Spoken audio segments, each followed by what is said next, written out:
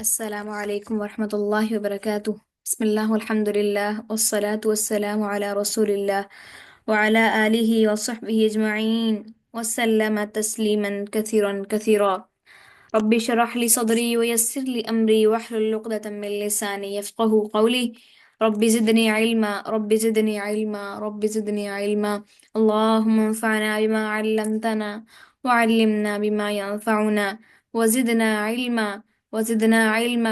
اللهم أرنا الحق حقا وارزقنا اتباعه وأرنا الباطل باطلا وارزقنا اجتنابه، آمین یا رب العالمین۔ الحمدللہ،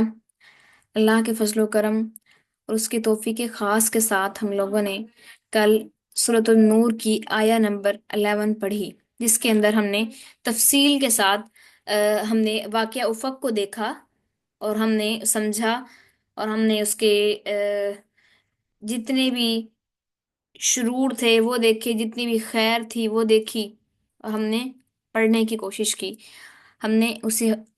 امی عائشہ رضی اللہ عنہا کے زبانی صحیح بخاری کی حدیث کتاب التفسیر کے اندر جو موجود ہے اس کے ذریعے سے اس کو سمجھنے کی کوشش کی۔ اللہ تعالی ہمارے سینوں کے اندر اس علم کو راسخ کر دے اور اس کو محفوظ کر دے۔ آج ہم نے آگے پڑھنی ہے، چونکہ ہم جانتے ہیں کہ امی عائشہ کی برات کے اندر 10 آیات نازل ہوئی، جن میں سے ایک ہم نے کل پڑھی، جو کہ یہ تھی اعوذ باللہ من الشیطان الرجیم، اعوذ باللہ السمیع العلیم من الشیطان الرجیم من حمزہ ونفخہ ونفثہ، بسم اللہ الرحمن الرحیم۔ ان الذین جاءوا بالافک عصبۃ منکم لا تحسبوه شرا لکم بل هو خیر لکم لکل امرئ منهم ما اکتسب من الاثم والذی تولى کبرہ منهم له عذاب عظیم، کہ وہ لوگ جو آئے کس کے ساتھ، ایک بہتان کے ساتھ آئے، وہ تم میں سے ایک جماعت ہے، تم اسے اپنے بارے میں اپنے لیے برا نہ سمجھو بلکہ وہ تمہارے لیے خیر ہے۔ جس شخص نے، ہر ایک شخص کے لیے اتنا کچھ ہے جتنا اس نے حصہ ڈالا، جتنا اس نے کمایا اس گناہ میں سے، اور اس میں سے جو شخص اس تہمت کے بڑے حصے کا ذمہ دار بنا اس کے لیے عذاب عظیم ہے، جو کہ ہم نے کہا کہ عبداللہ بن ابی منافق تھا۔ آگے اللہ تعالیٰ فرما رہے ہیں لولا، کیوں نہ، اذ، جب، سمعتموہ، تم نے سنا، جب تم نے، ایسا کیوں نہ ہوا کہ جب تم نے سنا، ظن المؤمنون، یعنی تم نے یہ سب کچھ، جو کچھ بھی الزام تراشی ہو رہی تھی، تم نے جب یہ سنا،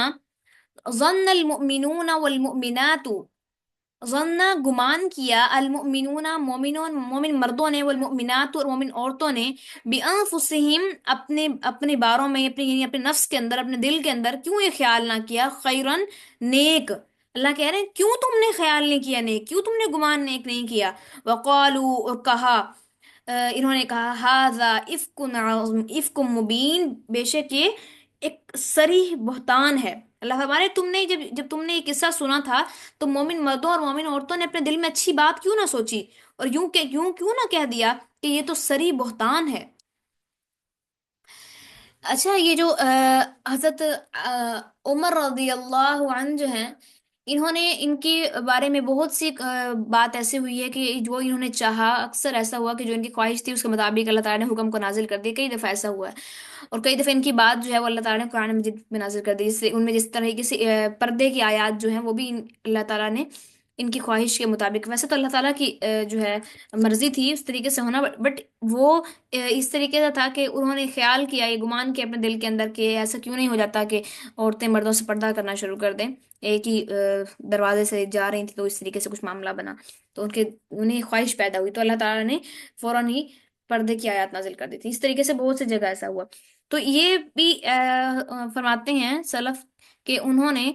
جب ان کے پاس یہ خبر آئی تو انہوں نے کہا کہ یہ تو ایک بہت بڑا بہتان ہے، بہت عظیم بہتان ہے، اس طرح کے کچھ الفاظ تھے جو انہوں نے ادا کیے، تو قرآن نے بھی اس کی موافقت، اس کے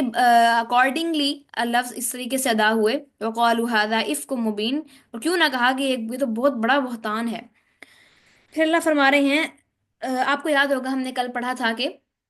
بہت سی جیسے کہ امہات المؤمنین میں سے ایک امی زینب رضی اللہ عنہا جو ہیں، ان سے اللہ کے رسول صلی اللہ علیہ وسلم نے گواہی طلب کی، انہوں نے صحیح گواہی دی، انہوں نے کہا کہ میں اپنی آنکھ اور اپنی زبان کے بارے میں اللہ سے ڈرتی ہوں، تو میں تو وہی کہوں گی جو میں نے دیکھا، میں نے ان کے بارے میں خیر کے سوا کچھ نہیں دیکھا، حالانکہ سوکن ہے،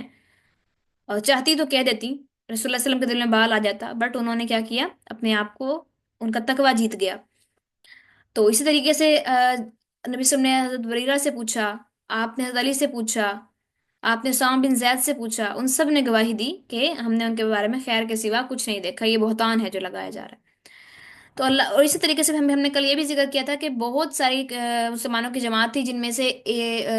بہت بڑی جماعت نے کیا کیا کہ اس نے فوراً انکار کر دیا کہ ایسا ہرگز بھی نہیں، یہ بہتان ہے، کچھ خاموش رہے، اور ان میں سے صرف 3 تھے جنہوں نے اس بات کو سنا اور آگے کیا، پھر ان کے اوپر حد قذف لگائی گئی۔ پھر اللہ تعالیٰ کے فرمانے لولا،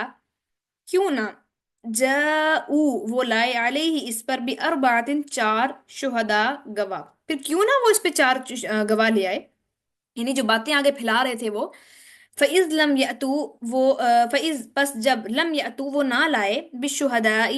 گواہ، فَأُولَٰئِکَ، تو وہی لوگ، عند اللہ، اللہ کے نزدیک، ہم الکاذبون، جھوٹے ہیں۔ اللہ کہہ رہے ہیں پھر یہ تہمت لگانے والے اس پر 4 گواہ کیوں نہ لا سکے، پھر جب یہ گواہ نہیں لا سکے تو اللہ کے ہاں یہی جھوٹے ہیں لوگ ہیں۔ ہم نے پہلے ہی آپ کو یاد ہوگا اوپر ذکر بھی کیا تھا کہ اگر کوئی لے آئے گواہ تو پھر کیا ہوگا، پھر اور وہ سامنے والا بھی اقرار کر لے تو پھر کیا وہ ہوگا، کیا کہتے ہیں، کس کیا لیا جائے گا، میرے ذہن سے نکل گیا، یعنی انہیں رجم کیا جائے گا، انہیں رجم کیا جائے گا اگر انہوں نے کیا کر دیا، مان لیا، قبول کر لیا، اور اس 4 گواہ آ گئے۔ اگر تو 4 گواہ نہیں آئے تو پھر کیا ہوگا کہ جو الزام لگانے والے ہیں ان کو حد قذف لگائی جائے گی۔ یاد رکھیں اگر 3 گواہ بھی ہوئے اور چوتھا نہیں ہے تو پھر بھی تینوں 3 لوگوں کو حد قذف لگائی جائے گی، چوتھا گواہ نہ ہونے کی بیس کے اوپر۔ تو اس طریقے سے ایک بھی ایسا واقعہ نہیں پایا جاتا کہ جہاں پر 4 گواہ ہو گئے ہوں، 4 گواہ موجود ہوں، ٹھیک ہے۔ تو اس طریقے سے اسلام نے اتنی کڑی شرائط بیان کی ہیں کسی کے نفس کے اوپر بات کرنے پر، کسی کی ذات اور اس کے کردار کے اوپر انگلی اٹھانے پر، اور ہمارے ہاں کوئی اس چیز کا خیال نہیں کیا جاتا، جو چاہتا ہے اور اٹھ کر الزام لگا دیتا ہے کسی کے اوپر بھی، اور پھر اس الزام کی ان باتوں کی تشہیر کی جاتی ہے۔ ہمارے ہاں دیکھیں آپ نوٹس کریں گے کہ کتنے ایسے جو ہے نا ٹی وی چینلز ہیں، کتنے ایسے ہمارے ہاں پروگرامز چلتے ہیں جنہوں نے کیا کیا ہوا ہے، وہ باقاعدہ یہی کام کر رہے ہیں، وہ باقاعدہ کیا کرتے ہیں، جا جا کر لوگوں سے پوچھتے ہیں فلاں کرنے کیا گناہ کیا، یہاں پر کیا گناہ ہو رہا ہے، اور جا جا کر وہاں چھاپے مارنے اور ان کے کیمراز کے ذریعے، یہ چیز صحیح نہیں ہے۔ اسلام نے اس چیز سے منع کیا ہے کہ اگر کوئی گناہ چھپ کے ہو رہا ہے تو اس کی تشہیر نہیں کی جائے گی۔ تشہیر کرنے سے کیا ہوتا ہے کہ وہ لوگ جن کو گناہ کے طریقے بھی نہیں پتا ہوتے ان کو وہ طریقے پتا لگ رہے ہوتے ہیں، اور گناہ کی تشہیر سے پھر کیا ہوتا ہے کہ وہ گناہ اور پھیلتا ہے۔ اسلام نے کیا کیا ہے، اس کو کور کرنے کی کوشش کی ہے تاکہ بات اندر ہی اندر رہے، بات صرف کہاں تک رہے، اور تب وہ پتہ ہے ہم نے اس دن بھی، جب آپ کو یاد ہوگا ہم نے جب لعان والی آیات پڑھی، ہم نے جب رجم والی آیات پڑھی، تو ہم نے یہ چیز دیکھی تھی اس وقت بھی کہ گورنمنٹ کے اوپر اور حکومت کے اوپر، اسلامی حکومت کے اوپر یہ ذمہ داری اسلام عائد نہیں کرتا کہ آپ جا جا کر لوگوں کے گھروں میں گھس گھس کر دیکھیں گے کون گناہ کر رہا ہے، نہیں، ایسا نہیں ہے۔ جب وہ پبلک ہونے لگے گا، جب وہ باہر آنے لگے گا، پھر ہم نے اس کے اوپر ایکشن لینا ہے۔ لیکن جیسے اب یوں نہیں ہے، اس کا مطلب یہ بھی نہیں ہے کہ سب کو پتا ہو کہ ہاں فلاں ہوٹل کے اندر یہ برا کام ہو رہا ہے تو گورنمنٹ جو ہے وہ چپ کر کے بیٹھ رہی ہے، نہیں، ایسا نہیں ہے، وہ تو پھر پبلک پلیس کے اوپر کام ہو رہا ہے نا۔ تو اس طرح جو ہے اس سے کیا ہوتا ہے، اس سے ایک فائدہ ہوتا ہے کہ لوگوں میں گناہ کی تشہیر کم ہوتی ہے اور گناہ کے مواقع کم پیدا ہوتے ہیں۔ کسی نے اگر کہیں کونوں میں چھپ کر کوئی گناہ کیا ہے تو پھر اس کو اگر اس کا اشتہار لگایا جائے گا تو پھر وہ لوگ جن کے دماغوں میں یہ بات بھی نہیں ہوگی کہ ایسا کچھ ہو سکتا ہے یا ایسا کچھ پایا جاتا ہے، تو وہ ان کے دماغ میں بھی ایک بات آ جائے گی۔ اس طریقے سے ہم لوگ ایسے ایسے واقعات نعوذ باللہ سنتے ہیں اور دیکھتے ہیں کہ انسان کو سمجھ میں بھی نہ آتا کہ کیا یہ بھی تو کچھ بھی دنیا میں کے اندر ہو رہا ہے۔ تو یہ دیکھیں نا، ایک وہ لا علمی تھی، کبھی کبھی لا علمی انسان کے لیے بہتر ہوتی ہے کسی علم سے کو پا لینے سے۔ پھر اللہ تعالیٰ کے فرما رہے ہیں ولولا فضل اللہ، ولولا، اور اگر نہ ہوتا، فضل اللہ، اللہ کا فضل، اگر اللہ کا فضل تم پر نہ ہوتا، علیکم تم پر، ورحمتہ، اور اس کی رحمت، پھر دنیا میں، والآخرتی، اور آخرت میں، اللہ اکبر، لمسکم، لمسکم، ضرور تم پر پڑتا، فیما، اس میں جو تم پڑے، تم پر ضرور بھی اس کا خمیازہ بھگتنا پڑتا، تمہیں اس کا عذاب آ لیتا، بما عفوتم عذاب عظیم، عذاب عظیم آ لیتا تمہیں کس کس وجہ سے، جن باتوں میں تم پڑ گئے تھے۔ اللہ فرمانے اور اگر تم پر دنیا اور آخرت میں اللہ کا فضل اور اس کی رحمت نہ ہوتی تو جن باتوں میں تم پڑ گئے تھے اس کی پاداش میں تمہیں بہت بڑا عذاب آ لیتا۔ اب دیکھیں یہ اللہ تعالیٰ نے کیوں کہا ہے کہ جس پر الزام لگایا جا رہا ہے وہ کوئی عام عورت نہیں ہے، وہ ایک عام عورت نہیں ہے، وہ نبی کی بیوی ہیں، وہ امت کی ماں ہیں، ان کے اوپر الزام لگایا جا رہا ہے۔ آپ جس کے بارے میں بات کر رہے ہیں وہ کوئی عام عورت نہیں تھی،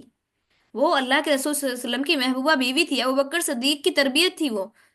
رسول اللہ صلی اللہ علیہ وسلم کی وائف تھی، وہ وائف جن کے بارے میں جبرائیل علیہ السلام ان کو آ کر شادی سے پہلے تصاویر دکھا رہے ہیں کہ اللہ کے رسول آپ کی ان سے شادی ہوگی، آپ کی ان سے شادی ہوگی، یہ جنت میں آپ کی بیوی ہیں، ان کے بارے میں آپ الزام لگا رہے ہیں۔ اور پھر جس کے بارے میں جس کے ساتھ الزام کو منسوب کر رہے ہیں وہ ایک سچے مومن مسلمان ہے، منافق نہیں ہے وہ، ان کے ساتھ آپ الزام کو، تو یہ اللہ کہہ رہے ہیں کہ اللہ تعالیٰ نے کیوں اس میٹر کو وہ کیا ہے۔ اللہ فرما رہے ہیں اس پہ تمہیں عذاب عظیم دیا جاتا، اگر اللہ تعالیٰ تم پر تمہارے حال پر رحم نہ کرتا، تمہاری توبہ قبول نہ کرتا اور تم حد قذف کا جو معاملہ ہے وہ نہ ہوتا تو تمہیں عذاب عظیم پہنچایا جاتا۔ وہ جو جس نے والذی تولی کی برہ والی بات ہے، جو عبداللہ بن ابی، اس کو جو تو عذاب عظیم ہے ہی، کیونکہ رسول اللہ صلی اللہ علیہ وسلم نے صرف جو مومن صحابہ تھے ان کو حد قذف لگائی تھی۔ عبداللہ بن ابی کا معاملہ اور باقی منافقین کا معاملہ اللہ نے نبی صلی اللہ علیہ وسلم نے آخرت پر چھوڑ دیا تھا، ان کو نہیں لگائی۔ جو سچے مومن تھے ان سے جو غلطی ہوئی ان کی غلطی کے بیس پہ ان کو حد قذف لگائی گئی تاکہ ان کی غلطی سے انہیں دنیا میں پاک کر دیا جائے۔ تو اللہ کہہ رہے ہیں کہ اللہ تعالیٰ یہ طریقہ نہ ایجاد کرتے تمہارے لیے، یہ طریقہ تم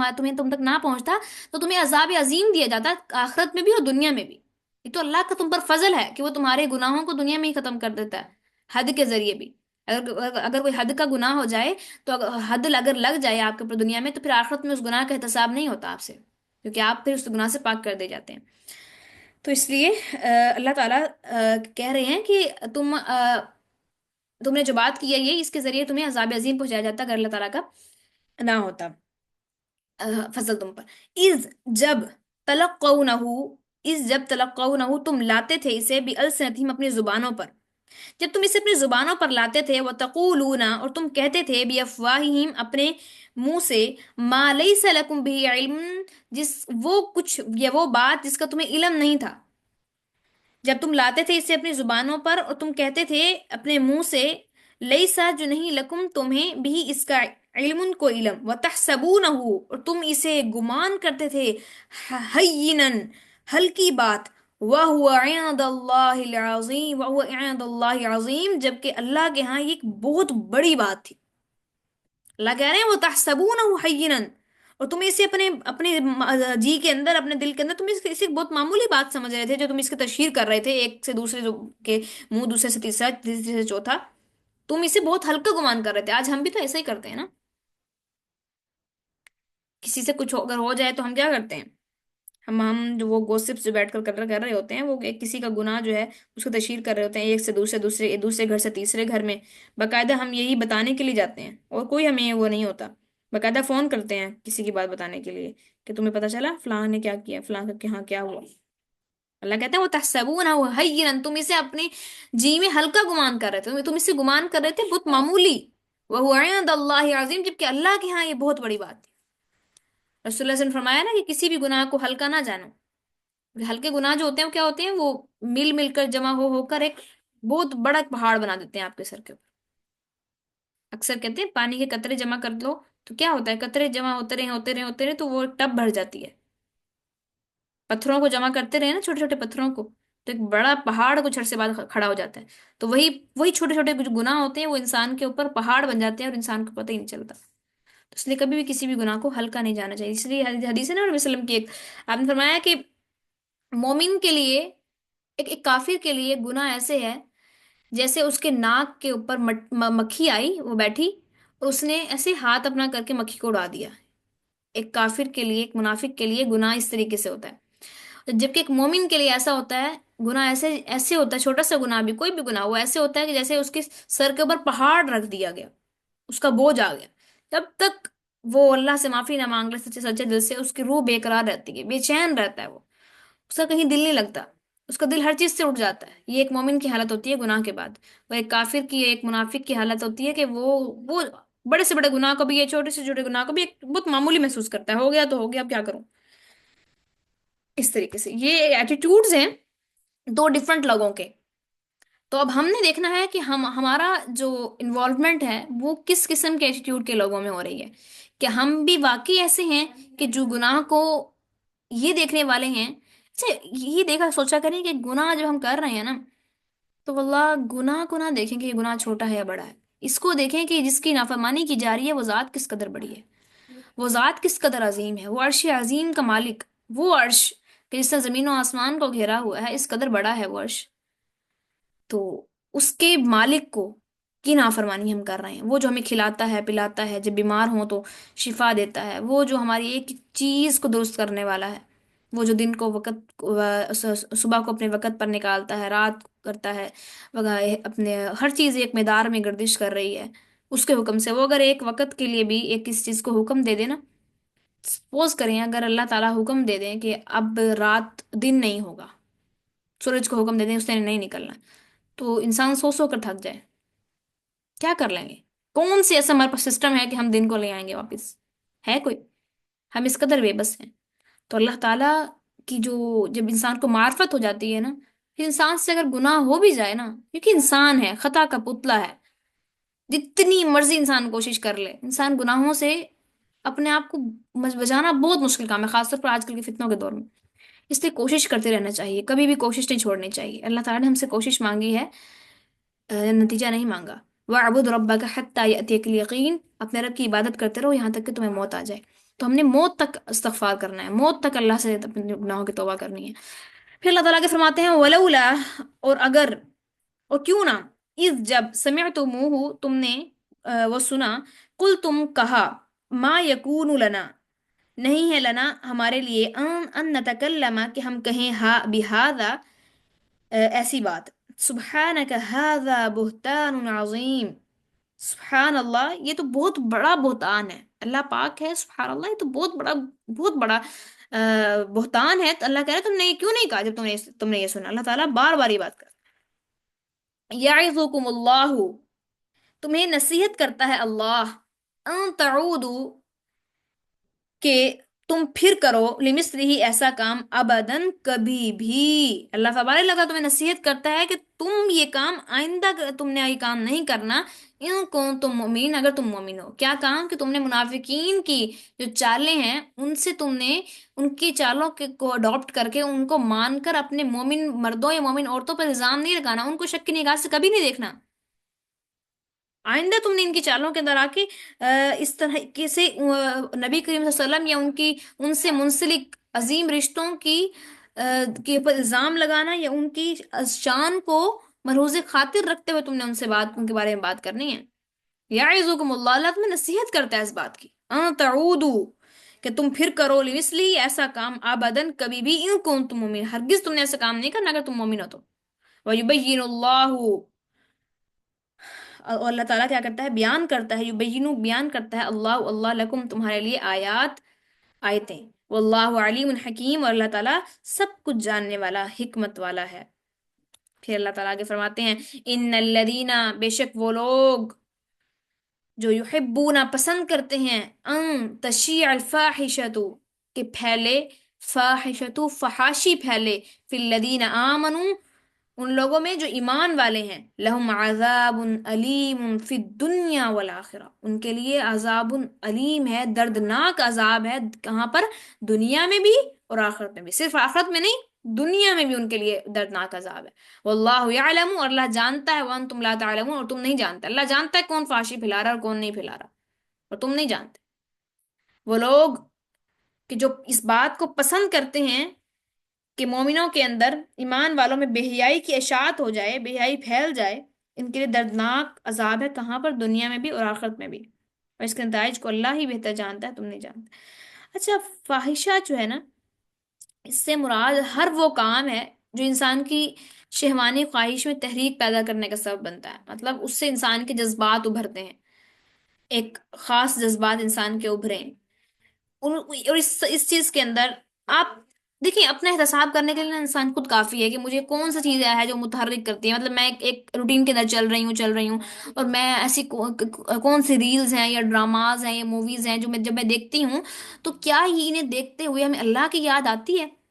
اگر تو اللہ میں یہ دیکھتے ہوئے اللہ کی یاد آتی ہے تو دیٹس مین کہ یہ ان میں خیر ہے، آپ دیکھیں ضرور دیکھیں۔ بٹ اگر ان کو دیکھتے ہوئے ہمیں اللہ کی یاد نہیں آتی، ہمیں کچھ اور جذبات ہمارے ابھرتے ہیں، ہمیں ہمیں اور قسم کے ڈفرنٹ خیال آتے ہیں، تو اس کا مطلب یہ کیا ہے؟ یہ فحاشی ہے۔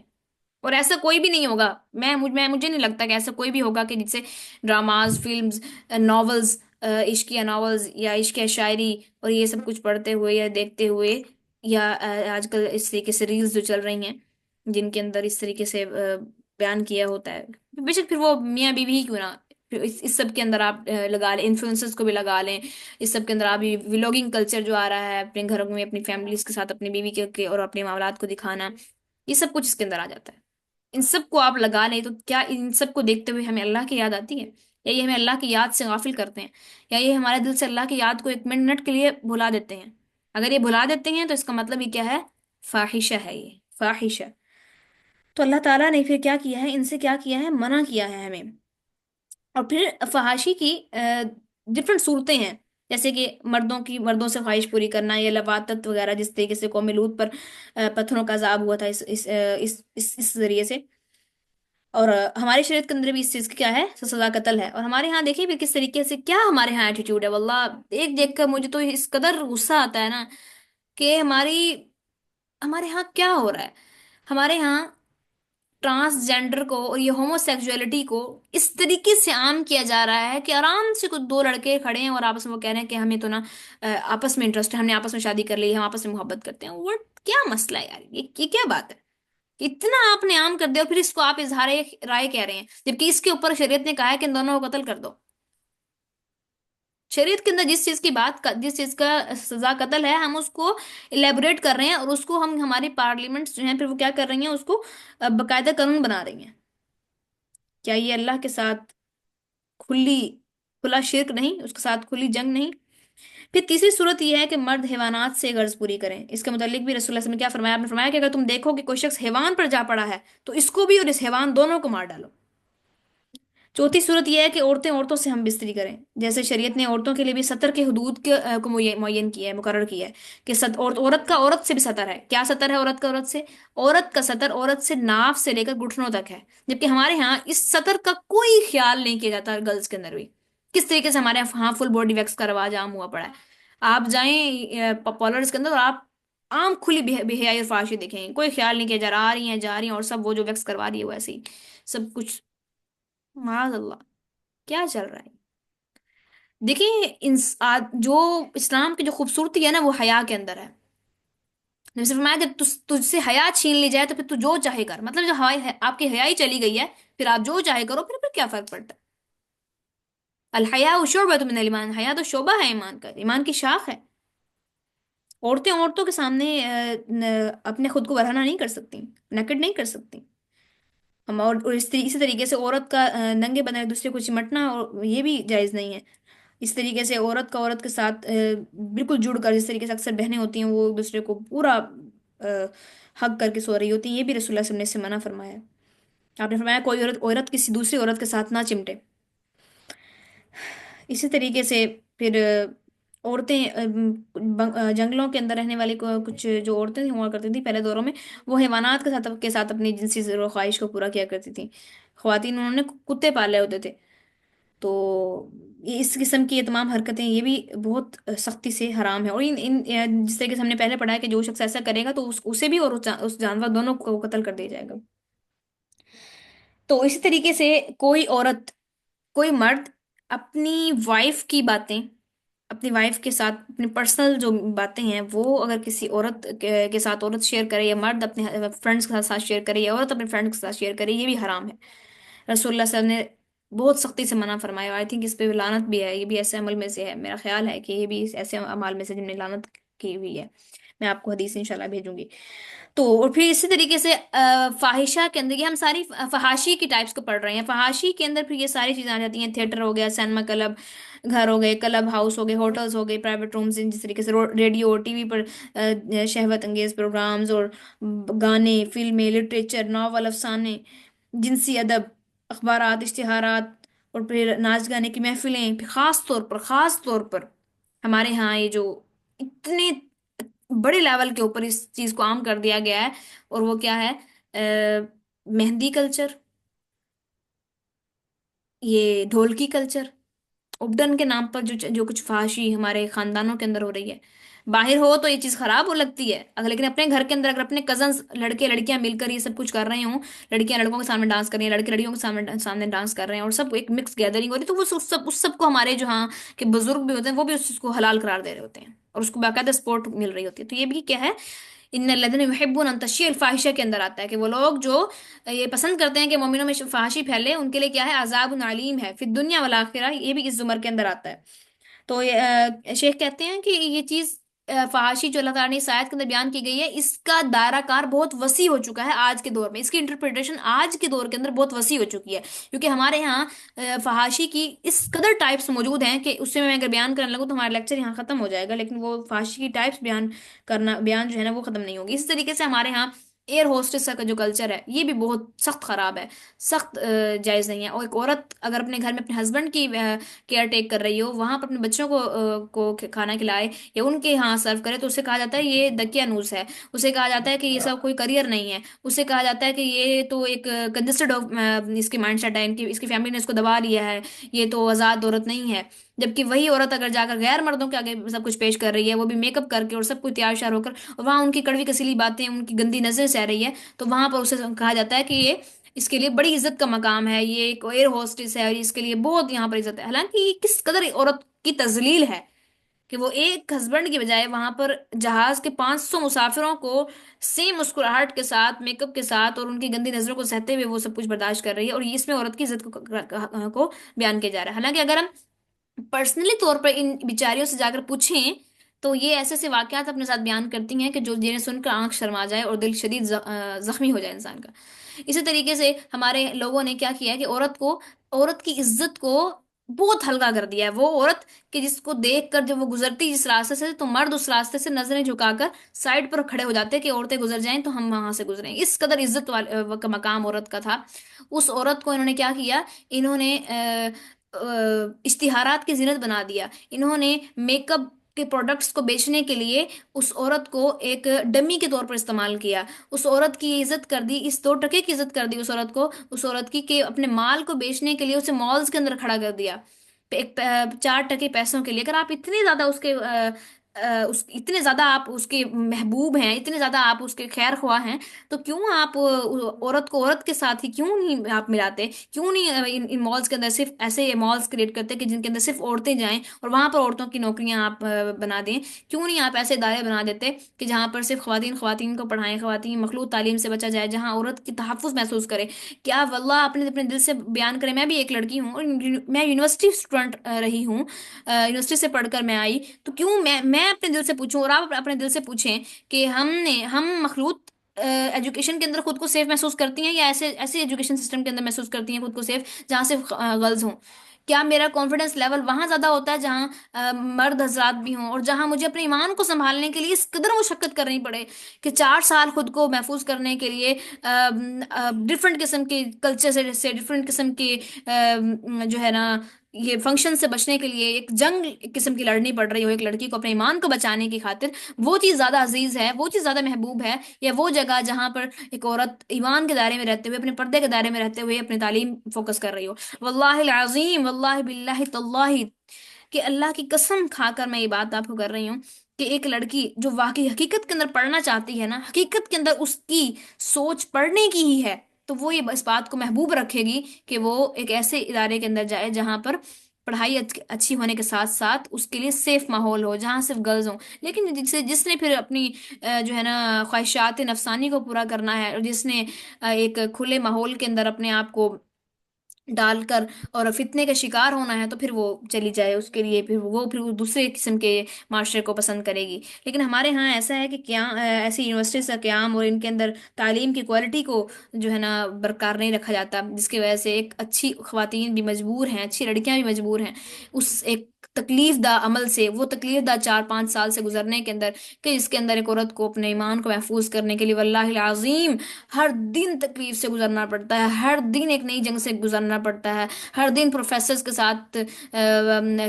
فنکشنز کے اندر نہ آنے کے اوپر ان سے بحثیں سننی پڑتی ہیں، ان سے ڈانٹ سننی پڑتی ہے، اور ان سے ان پروفیسرز کے ساتھ ایک فاصلہ بنانے کے لیے بھی ایک لڑکی کو جدوجہد کرنی پڑتی ہے جو ایمان والی لڑکی ہے۔ اور ایسی لڑکیاں آپ کہیں پوری یونیورسٹی کے اندر آپ اپنے ہاتھوں پر گن لیں گے، اتنی کم تعداد ہے ایسی لڑکیوں کی۔ تو اللہ تعالیٰ ان بچیوں کی، ان بہنوں کی حفاظت فرمائے جو اپنے دین کو بچانے کے لیے، اپنے ایمان کو، اپنی وقار، اپنی حیا کو بچانے کے لیے روز جدوجہد کر رہی ہیں، اس معاشرے کے ساتھ لڑ رہی ہیں۔ اور اللہ تعالیٰ واللہ باللہ تاللہ ان عورتوں کا مقام ان عورتوں کے برابر ہرگز بھی نہیں ہو سکتا کہ جنہوں نے خود کو پیش کیا ہوا ہے معاشرے کے آگے، جو اللہ کے حکم کو